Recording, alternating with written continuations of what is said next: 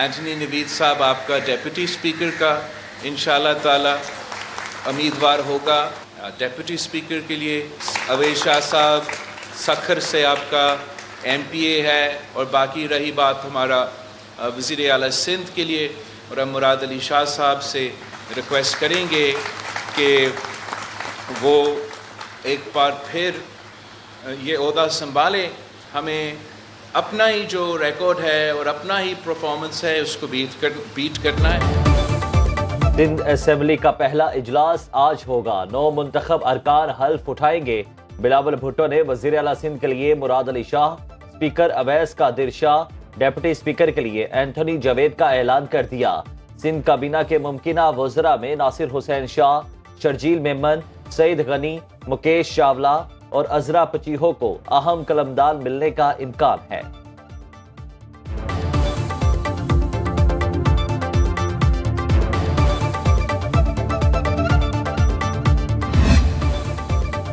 एक तरफ सिंध असेंबली का इजलास तो साथ ही एहतजाज का भी प्रोग्राम। तहरीक इंसाफ GDA, जमात इस्लामी और JUI असेंबली के बाहर धरना देंगी। निगरान सूबाई हुकूमत ने कराची में दफा 144 नाफिज करती। जलसे जुलूस, मुजाहिरीन पर पाबंदी आयद। निगरान वज़ीर दाखिला सिंध हारिस नवाज का कहना है कि मुजाहिरीन के खिलाफ सख्त कार्रवाई की जाएगी।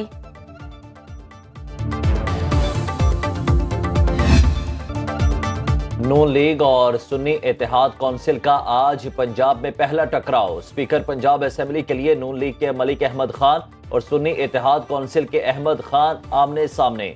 दोनों के कागजात नामजदगी मंजूर। डेप्यूटी स्पीकर के लिए नून लीग के जहीर इकबाल चन्नड़ सुन्नी इत्तेहाद कौंसिल के मोइन रियाज का मुकाबला करेंगे। स्पीकर और डेप्यूटी स्पीकर का इंतखाब खुफिया राय शुमारी के जरिए होगा।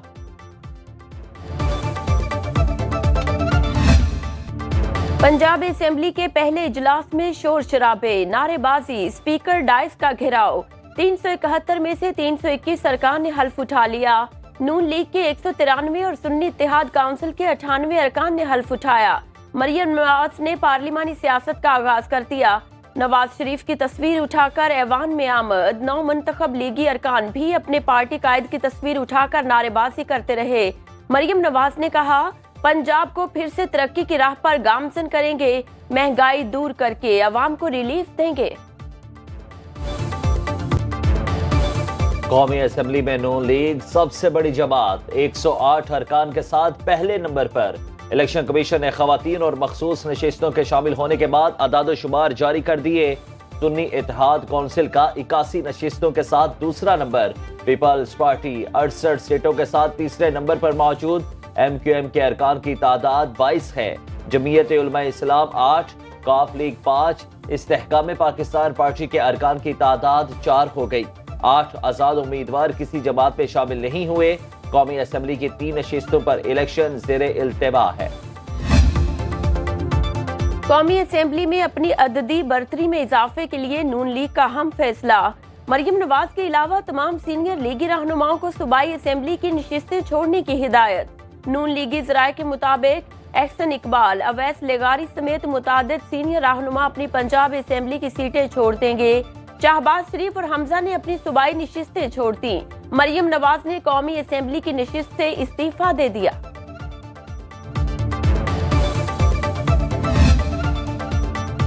MQM वफ़द की लाहौर में शहबाज शरीफ से मुलाकात। ज़राए के मुताबिक MQM पावर शेयरिंग फार्मूले में फेयर डील ना मिलने पर खुश नहीं है। अपने तहफ़्फ़ुज़ात सदर नून लीग के सामने रखे।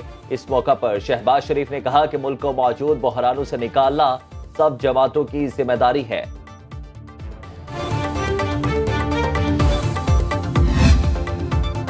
बलूचिस्तान में गवर्नर और स्पीकर असेंबली किस जमात से होगा? नामजद वज़ीर आज़म शाहबाज शरीफ की ज़ेर सदारत इजलास में बलूचिस्तान के पार्लिमानी ग्रुप के अरकान शरीक हुए। सूबे में हुकूमत साजी पर मुशावरत। पीपल्स पार्टी से तयशुदा पावर शेयरिंग फार्मूले के तहत बलूचिस्तान में गवर्नर और स्पीकरशिप नून लीग के हिस्से में आएगी।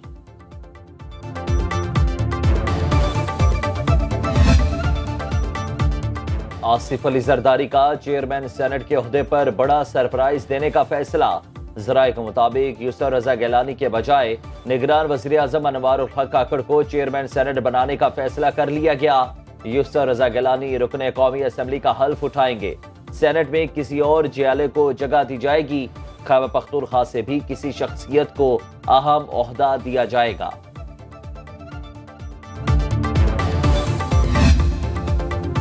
شیر افضل مروت نے عام انتخابات کے نتائج کو انفرادی طور پر سپریم کورٹ میں چیلنج کر دیا۔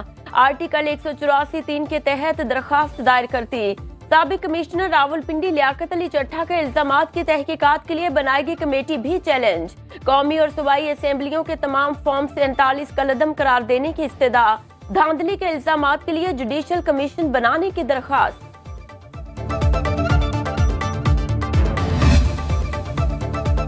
پاک ایران گیس پائپ لائن منصوبے پر بڑی پیش رفت۔ کابینہ کمیٹی برائے توانائی نے پاکستانی علاقے میں 81 کلومیٹر پائپ لائن بچھانے کی منظوری دے دی۔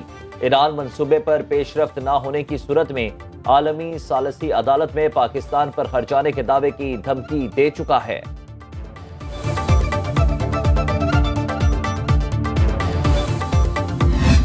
پاکستان تحریک انصاف پارلیمان کا حصہ بنے گی، بوائیکاٹ کی طرف نہیں جائے گی، ملک کی اکانومی، جمہوریت اور قانون کی بالادستی کے لیے کوشاں رہے گی۔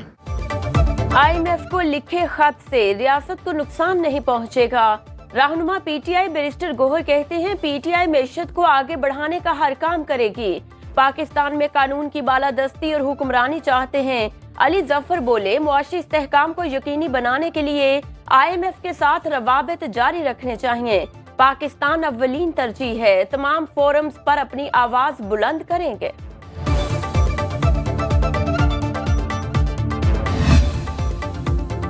بانی PTI نے ذاتی مفاد کے لیے کچھ لکھا تو افسوسناک ہے۔ اسحاق ڈار کی پنجاب اسمبلی کے باہر میڈیا سے گفتگو، کہا بانی PTI کے خط کی کوئی حیثیت نہیں، اگلے چند روز میں سب ٹھیک ہو جائے گا۔ سینیٹر عرفان صدیقی کی بھی شدید تنقید، کہا پاکستان کے لیے بیرونی امداد کا راستہ روکنا کون سی حب الوطنی ہے۔ IMF کو خط لکھنے کا خمیازہ پاکستان کے عوام بھگتیں گے۔ سابق چیئرمین سینٹ رضا ربانی نے بانی PTI کے IMF کو لکھے خط کو پاکستان کے اندرونی معاملات میں مداخلت کی براہ راست دعوت قرار دیا۔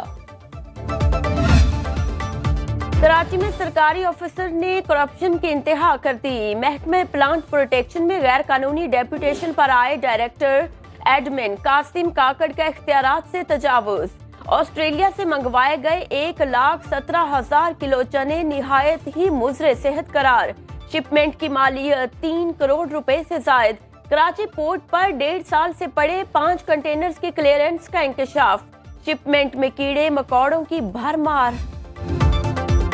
نگران وزیر اعلیٰ پنجاب محسن نقوی کے کابینہ کے الوداعی اجلاس میں اہم انکشافات، کہا کہ انہیں ایک ایکشین کے آرڈر کرنے کے لیے 20 کروڑ روپے کی پیشکش کی گئی۔ الیکٹرک بسوں کے ٹینڈرز میں 1 کروڑ اور 50 لاکھ روپے آفر ہوئے۔ میرا ایمان نہ ڈگمگایا، نگران دور میں کرپشن کی حوصلہ شکنی کی، 13 ماہ کے دوران کوئی کمشنر یا RPO تبدیل نہیں کیا۔ لاہور میں ٹرانسجینڈر بچوں کے لیے پہلا state of the art school کھل گیا۔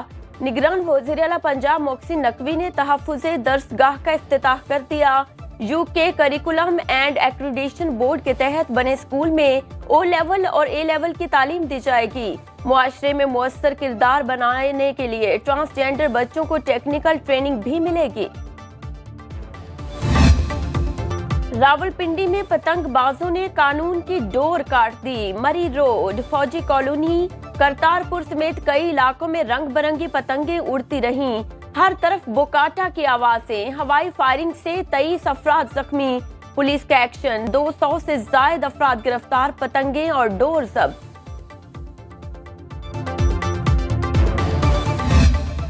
اور کراچی میں کھانوں کے شوقین افراد کے لیے اچھی خبر، بوٹ بیسن میں فوڈ سٹریٹ کھل گئی۔ میر کراچی مرتضی وہاب کا حسین آباد کماڑی میں بھی فوڈ سٹریٹ بنانے کا اعلان، تفریح کے لیے تھیٹر بھی قائم۔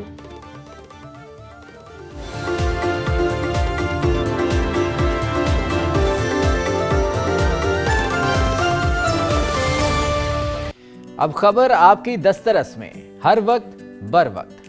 ابھی سنو نیوز کے یوٹیوب چینل کو سبسکرائب کیجئے، بیل آئیکن پر کلک کیجئے اور باخبر رہیے ملکی اور بین الاقوامی حالات سے یقین کے ساتھ۔